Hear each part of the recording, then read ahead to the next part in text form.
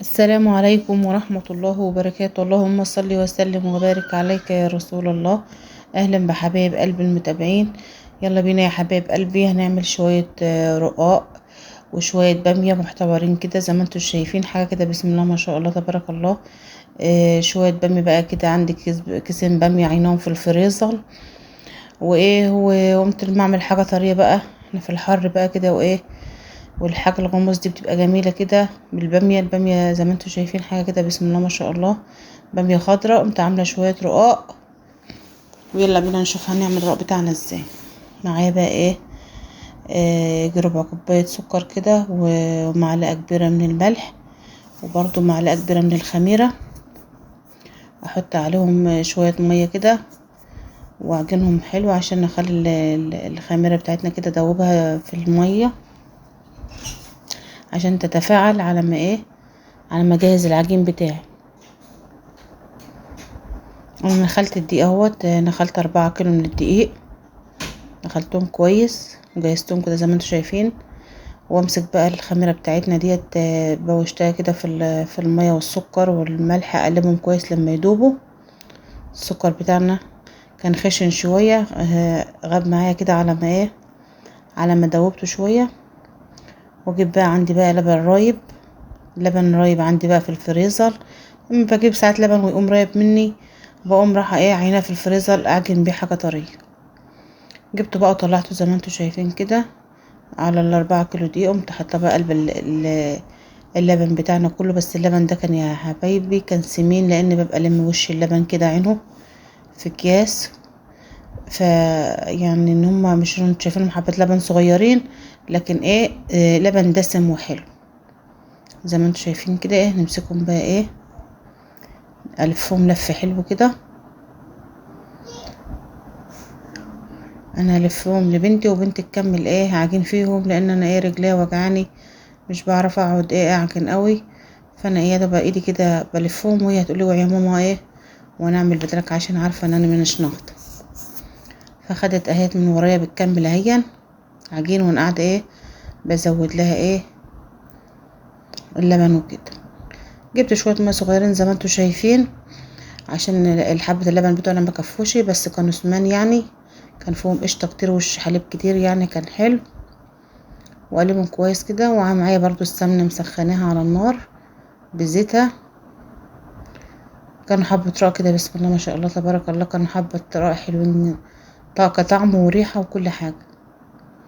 الوش اللبن السمين اللي احنا بنعينه ده، اللي بيفيد من ان انت بتبقى مثلا بتيجي تصب اللبن وبتشيل الوش بتاعه بعد ما بيتغلى وتحطيه في التلاجة. عيالنا ما بيرضوش ياكلوه، بلمه بقى وعينه في الفريزر في اكياس كده، واجي في الاخر اجهزه العجين بقى والحاجات دي مع كيس لبن رايب ولا حاجة، واجهز يعملوا معايا بقى. اعمل رقاق، اعمل كوماك زي ما انتوا شايفين كده.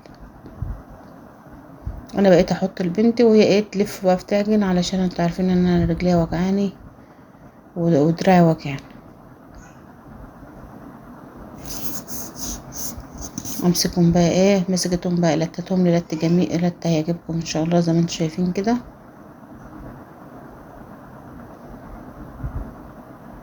وانا قادحه السمنه ومظبطاها،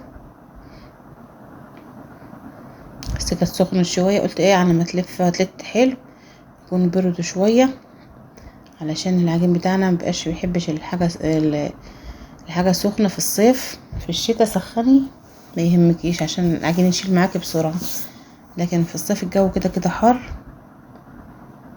فمش محتاجه تسخني لبنك ولا تسخني حاجه. بس انا بحب اقدح دايما السمنه بتاعتنا بتبقى ريحتها حلوه في العجين. انا جبت السمنه اهيت، بس انا قلت كفايه دولت عشان العجين كان سمين برضو زي ما قلت لكم، بقى فيه وش لبن كتير، ما رضيتش اكتر يعني.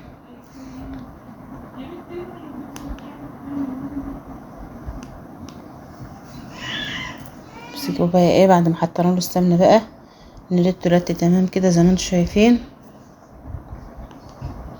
لما العجين، اهم حاجه في العجين ان انت تلتيه لت مظبوط عشان يطلع معاكي العجينه مفتحه، وتاكلي العجينه كده يبقى الايه مادة الجيلاتين اللي فيها خدت حقها، تيجي تاكلي الحاجة ما تشبعيش من اكلها، تلاقي العجينة ماشية معاكي بسهولة وانت بتخبزي وانت بتفردي، لانها خدت حقها في اللت، وفي نفس الوقت في الاكل كمان بتاعها ما تبقاش مفرولة في البق كده، تلاقي الاكل ايه حاجة كده بسم الله ما شاء الله يعني. زي ما انتوا شايفين اهوت ايه العجينة في ايدنا زي الملبلايات، مش محتاجة ولا كلمة،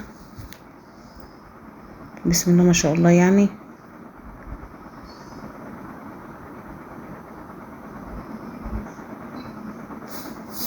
زي ما انتوا شايفين كده ايه، اهم حاجة العجين بتاعك يبقى مظبوط، وتكوني مجهزة بقى الدقيق بتاعك واللبن بتاعك جاهز، مطلعه من الفريزر على بيات مظبطه حالك.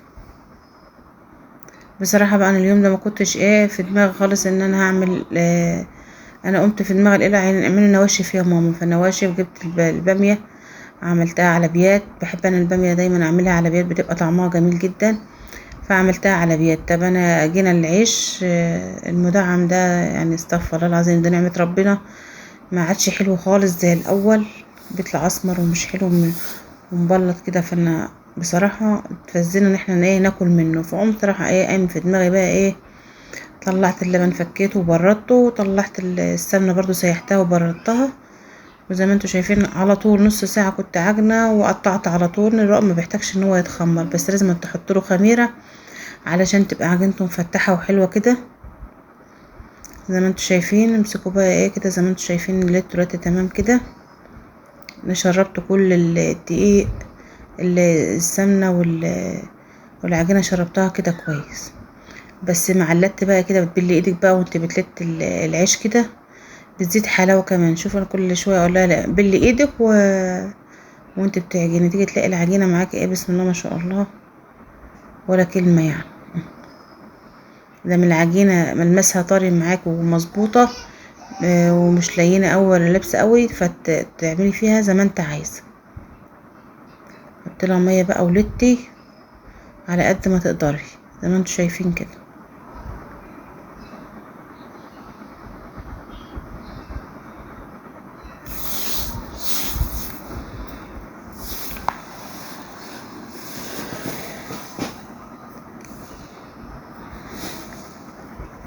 امسكي بقى الرقاق ده بقى، انا ببص عليه اهوت بشوفه بقى الملمس بتاعه بقى ايه، عشان بقول لها بقى ايه كده اختميه بقى حلوات مظبوط.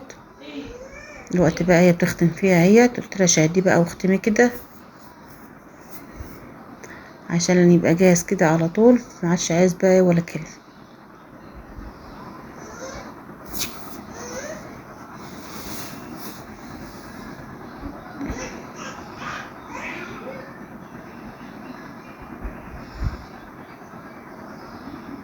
شفت العجينه عامله زي الملبل ازاي، كمنها واخده حقها في العجين، بسم الله ما شاء الله يعني ايه مفيش بعد كده. كده بقى العجينه بتاعتنا خلصت، هنسيبها بقى ايه ترتاح شويه عشان نعرف ترتفع شويه عشان في التقطيعه تيجي تقطعيها تلاقيها ايه سهله التقطيع معاك. الوقت بقى بعد ما ارتفعت بنقطعها بقى كده زي ما انتوا شايفين، بداية التقطيع فيها انا اللي بقطع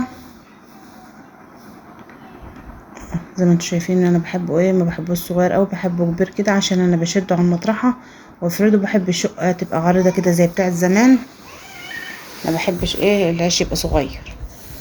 خلصت تقطيع بقى وزي ما انتوا شايفين بقى بدات التبطيط بقى، ببطط بقى ايه صغير كده وادوره على المكنه على الواحد، اقوم عامله لي حبه كتار كده محترمين، اقوم فرداهم واحطهم كام صف على بعض كده، ونبتدي بقى ايه التدوير بقى اللي هو الكبير على ما الفرن يكون حمى كده ونكون صلحنا فرننا زي ما انتوا شايفين كده. عملت كام صف اهيت، نخلص الحبه اللي قدامنا دول كمان ونبتدي بقى التدوير كده. انا بدور اهوت يا بنتي بتدور عليا وانا ايه بشد من وراها زي ما انتوا شايفين كده. انا بحب الشقه تبقى عريضه وتبقى العيش رقيق زي ما انتوا شايفين كده. ما بحبش انا الاوضه الشقه تبقى رفيعه كده وتبقى مسلقمه كده. انا بحب العيش العريض، بحب العيش كده المطرحه كده تبقى مليانه، رغيف مليها كده، عامله مطرحه كبيره عريضه ومدخلهاش المكنه، ونطلع من الرغيف من المكنه ونشده على ايدينا زي ما انتم شايفين كده. اخلي المكنه ايه العيش كده بسم الله ما شاء الله زي ما انتم شايفين يبقى رقيق كده. انا بحب العيش يبقى رقيق، ما بحبش العيش تخين، واحب الرغيف يبقى عريض.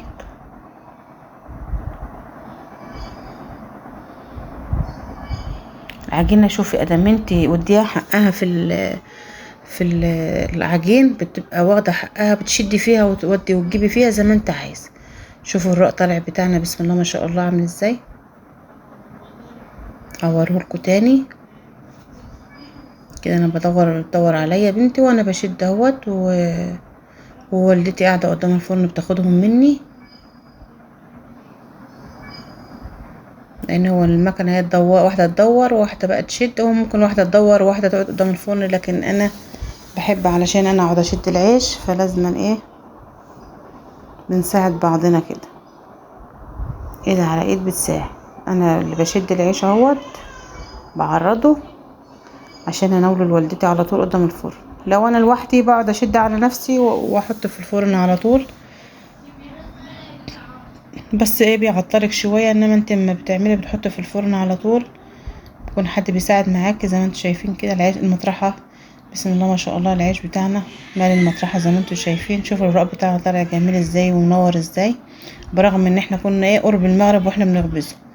والله كنا قرب المغرب، يعني احنا قايمين والمغرب جدا من العيش، مخلصين العيش بتاعنا.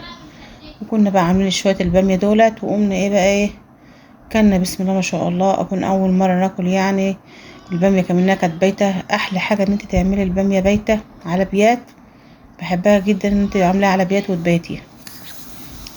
زي ما انتم شايفين كده بقى الفرن بتاعنا اهوت. الفرن بتاعي ده يا حبايبي بقاله 30 سنه، عايزه بقى اجدده بقى، لان الفرن غلت قوي وراحت في داهيه، فانا ان شاء الله هجدده واعمل له ايه عمره كده. زي ما انتم شايفين حاجه كده بسم الله ما شاء الله. احنا كده خلصنا خبيز العيش. اجيب لكم بقى ايه الحبه اللي انا كنت عامله فيهم الباميه على بيات. بحب اعمل الاكل ايه ني في ني كده زي ما انتم شايفين. بقى جبت معلقه الثوم وضربت الطماطم والثوم بقى مصحون جاهز اهوت، ببقى عاملاه ببرطمان في الفريزر واطلعه واحطه مع معلقه سمنه زي ما انتم شايفين، واحط لها بقى البهارات بتاعتها. احط لها فلفل اسمر وشويه كمون وشويه كزبره، واحط لها الملح بتاعها واسيبها تسبك. هي دي مش هتكفي الباميه، بس انا بحب اعمل الطماطم فريش. انا عندي بقى صلصه في الفريزر، قلت اعمل شويه كده طماطم فريش كده، واجيب بقى كيس من الفريزر احط عليها عشان الباميه بتحب الايه الصلصه الكتير زي ما انتم شايفين كده. هجيب الكيس الصلصه اقلبه عليها كده. التقليه بتاعتنا تسبك اهي زي ما انتم شايفين كده. التقليه اتسبكت اهي، ازودها بقى ميه. عندك شوربه زوديها، عندك ما عندكيش شوربه والله كان طعمها جميل جدا، ولا احلى من الشوربه ولا احلى من اللي انت عامله فيها لحم. اهم حاجه ان انت تسبكيها حلوه ونفسك يبقى فيها، وان انت تسيبيها تبات في الباميه. دلوقتي بقى انا بظبط لها ملحها، وهجيب لها مكعبين مرقه دجاج احطهم زي ما انتم شايفين كده في التقليه بتاعتها، واسيبهم يغلوا غلوتين بس تغلى. اسقط فيها ايه الباميه بتاعتنا وبقى واسيبها وهدي عليها النار واسيبها تاخد وتدي مع بعضها علشان تتسبك معانا وتبقى ايه جميله وتدي الطعم الجميل اللي انا بقولكوا عليه كده. الطماطم بقى غلت اهي ولف عملت معانا. نجيب بقى الباميه ايه ونسقطها. الباميه ديت يا حبايب قلبي من عم نول، انا ما خزنتش السنه اللي فاتت ومرضتش ارميها والله، استخسرتها ما جرراش اي حاجه، وقلت بقى ايه هنشوفها هنجربها. والله طلعت طعمها تحفه. فاكر ان الباميه بتاعت زمان اللي انت كنا بننشفها ونعملها، مديه طعمها زي النشف. العيال يقولوا فيها يا جميله يا ماما، بس فيها حاجه غريبه، لان عيلي عمري ما كنت من زمان ما كان عندنا فرزلات، عمرنا ما نشفنا بامي. فيقولوا ايه طب هي طعمها فيها طعم غريب، اقول لهم طعم، عارفه الطعم دي طعم الباميه الناشفه بتاعت زمان، كان منها متخزنه من السنه اللي فاتت، فتحس ان هي مديه طعم زي الباميه اللي انت منشفاها وبتعمليها وترجعي تغليها وترجعي تعمليها زي بتاعت زمان كده. زي ما انتوا شايفين حطيتها على النار اهي بتتسبك، وكده الرق بتاعنا اهو تعبيته في الكيس زي ما انتوا شايفين، كل شويه في كيس، وهتسيب كيس بقى نقعد ناكل منه. بسم الله ما شاء الله، قعدنا على الباميه كلنا كيس بحاله. زي ما انتوا شايفين الباقي حطيناه في الفريزر.